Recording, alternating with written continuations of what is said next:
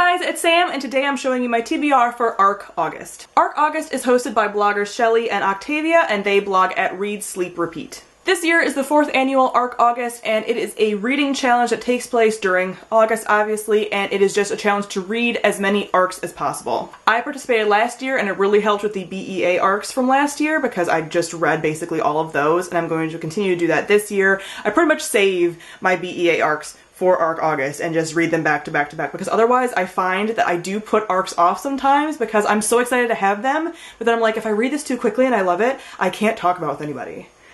And that's the worst. That's the worst. I can't even post my review until like later on when it's about to be released. So sometimes I will hold off even on my most anticipated arc, but Arc August kind of forces me to get the ball rolling on them and start reading them, and I really find it very enjoyable to be doing that again when like everybody else is doing this little community thing. So I will leave the link to the sign up sheet down below. There is some challenges and stuff, and there's also some giveaways going on with it, but again, all the information is typed wonderfully for all of your pleasure down below. So it's just a matter of reading arcs, whether they be current arcs or older arcs. So again, as long as it's an arc copy and it can be from years ago, you can still read it as a part of the Arc August challenge. Sign-ups do close on July 31st, so if you are going to participate yourself, go ahead and sign up as quickly as possible because that's the last day to sign up, and then Arc August starts.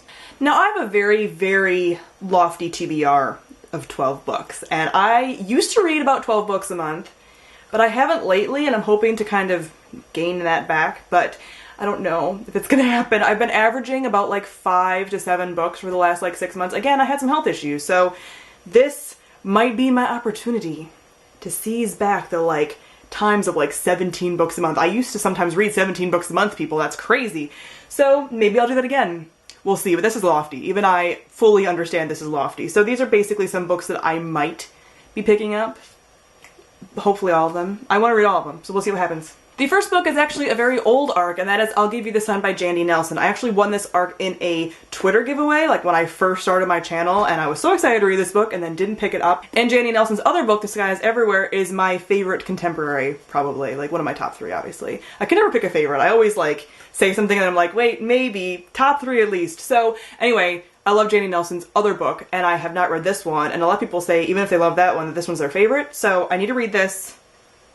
I need to. Hopefully I'll pick this one up first because it just needs to happen. It's been too long. The next 2 books are actually duology, and that is Wolf by Wolf and Blood for Blood by Ryan Groudon. Now I picked up Wolf by Wolf at BEA last year and then kept putting off until finally it was about time for this book to come out, so I just decided to read these as a whole. This series is an alternate history in which Germany did win the war and Hitler is still reigning, so there is this motorcycle race that's taking place, and there is a shapeshifter who enters this motorcycle race because she wants to kill Hitler.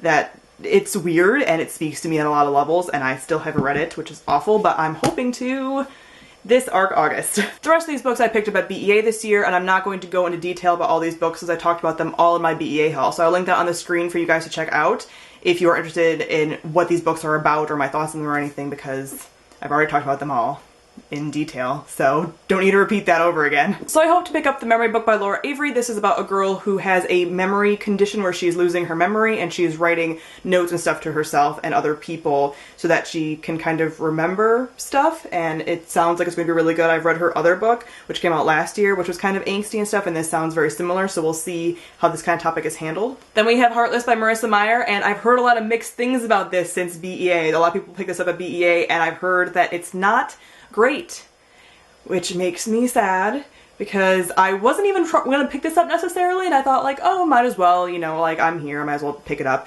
And just the fact that it might be really disappointing when the Lunar Chronicles was a pretty good, enjoyable series, and this is a standalone that's lackluster. We'll see. So this might be my disappointing read of Arc August, but I do want to push myself to get through it because I probably wouldn't pick it up otherwise now because I've been hearing so many like things about it. So Arc August is my motivation to get to it. We just had a book casualty since they all decided to fall from their places. I then want to try to pick up Furthermore by Tahata Mafi. This is the middle grade book that Tahata Mafi, the author of the Shadowy trilogy, is coming out with, and I'm interested. I'm not usually a fan of middle grade, but I do like Tahata Mafi. I'm interested to see like how her writing kind of evolves from middle grade and stuff, and I believe it is a standalone. But I never trust people when they say their things are standalones anymore because I've had too many books supposed to be standalones and then aren't.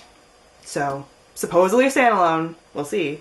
Then there is Empire of Dust by Eleanor Herman. This is the second book in the Legacy of Kings series. I think it's supposed to be 6 books, and this is an Alexander the Great retelling, but it has like mystical, magical elements in it. I really liked the first book. Eleanor Herman is a historian, and she puts a lot of history in there, and it just speaks to me on so many levels.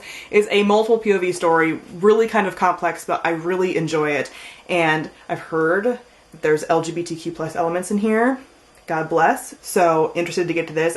There wasn't really any hints of it in the first book, but I hear this has it, and I'm ready. Then we have Caraval by Stephanie Garber. This I picked up because I heard it sounds kind of like The Night Circus.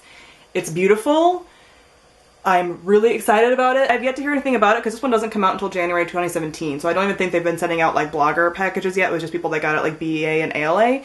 So interested to see how this is, and I hope it's wonderful, because if it's not, I'm going to be so disappointed. Then we have the much-anticipated Gemena, which is the second book in the Illuminae Chronicles by Jay Kristoff and Amy Kaufman. Everyone knows about this. The first book was amazing.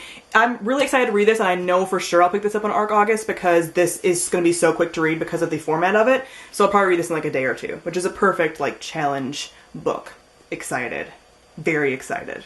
Oh, put it by my space boyfriend. That's perfect. Oh, they like match and everything. It's cute. I then want to pick up Vasa of the Night by Sarah Porter. This is another one that sounds right up my alley. It's supposed to be based on like Polish and Russian folklore, which Uprooted is like that. My jam. Then we have Three Dark Crowns by Kendar Blake, which is supposed to be about 3 magical triplets who are trying to compete so that they can take the throne, and whoever wins this like magical battle takes the throne, but 2 of them don't actually have magical abilities and only 1 does. Intriguing. Triplets trying to kill each other. We'll see. And the last book is A Shadow Bright and Burning by Jessica Cluess. This is supposed to be about the last and only female sorceress who controls flame, and she's supposed to be like a chosen one, but the synopsis like implies that like she's not the chosen one, so potentially kind of overthrowing tropes of the chosen one. Like I'm okay with chosen one plots, but potentially like turning those kind of tropes on its head. So excited about this one. And you guys know how I feel about like female sorceresses and the ones that are like the most powerful, and like it's my jam. It's everything that I want in life. Just like ladies destroying things. I love it. So this is my very lofty TBR for ARC August. Comment down below and let me know if you are participating in ARC August or any kind of reading challenges in August. So thank you all for watching, and I'll see all of you guys soon. Bye!